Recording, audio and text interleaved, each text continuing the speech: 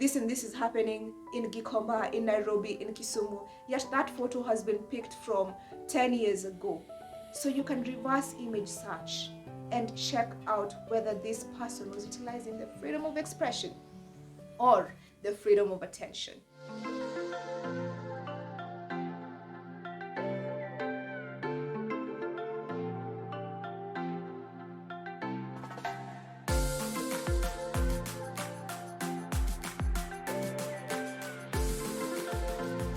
I believe and strongly insist that this coalition is necessary and important to strengthen the capacities of everyone to ensure that we curb online hate and misinformation, we curb disinformation.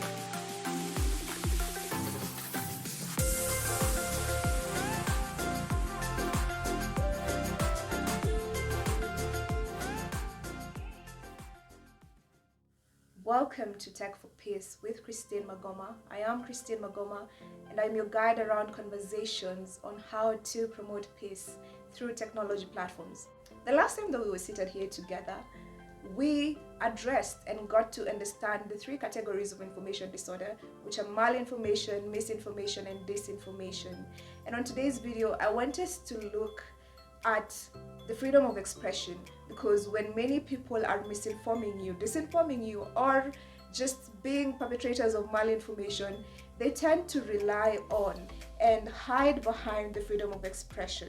And that is what I want us to address today, so that we get to understand the difference between the freedom of expression and the freedom of attention. Freedom of expression is an actual freedom recognized under the law and under the Constitution. For instance, in Kenya, Article 33 denotes that the freedom of expression is everyone's right, and it goes to describe even further what it entails. The freedom of expression includes freedom to seek, receive, impart information or ideas, and freedom of artistic, creativity and academic freedom, and freedom of scientific research. However, the freedom of attention is not an actual right. The common types of freedom of attention are inclusive of people who are disinforming you on digital platforms by spreading hate speech. And Dr. Google tells us that online hate speech is a type of speech that takes place online on digital platforms and tech platforms with the purpose of attacking a person or a group based on their race, religion, ethnic origin, sexual orientation, disability, and or gender. Online hate and hate speech usually stems from a stereotype that was created and has been carried along, and this is usually disinformation.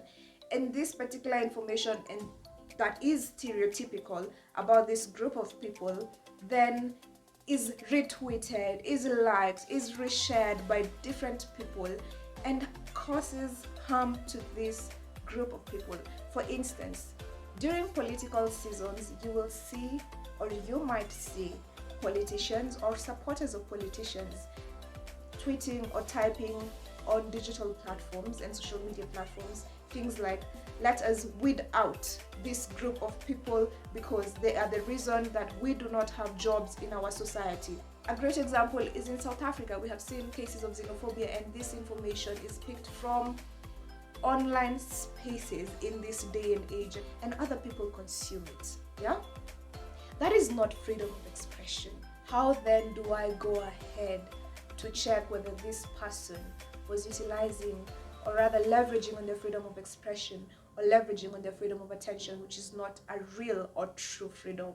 The best thing to do is to verify information, and there are things and actions that you can take up to verify information that you come across, particularly on technology platforms. The way to do this is, for instance, if it's on Facebook, conduct a Facebook analysis. You can use an online tool from Intel Techniques so that you can find out more about the source or the author of the information by analyzing their Facebook account. You conduct a Twitter analysis by finding out more about a source by analyzing the social history to identify whether it is a bot tweeting. When was that particular Twitter page created? For YouTube videos that have emerged from YouTube platforms. Here we are on YouTube.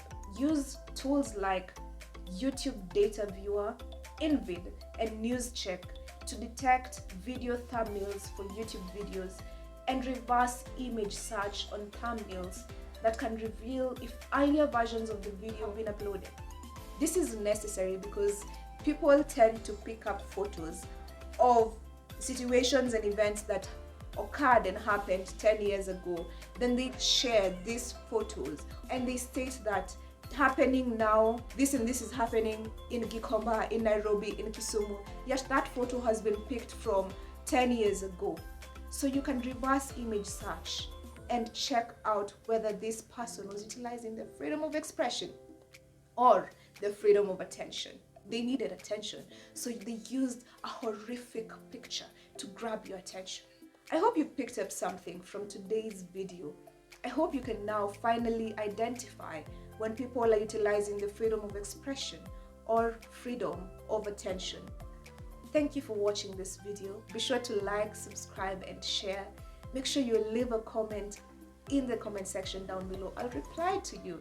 And I'd want to know, have you been a perpetrator of freedom of attention? Were you just seeking attention out there, or were you actually leveraging on your freedom of expression? Goodbye. I'll see you next week on Tuesday.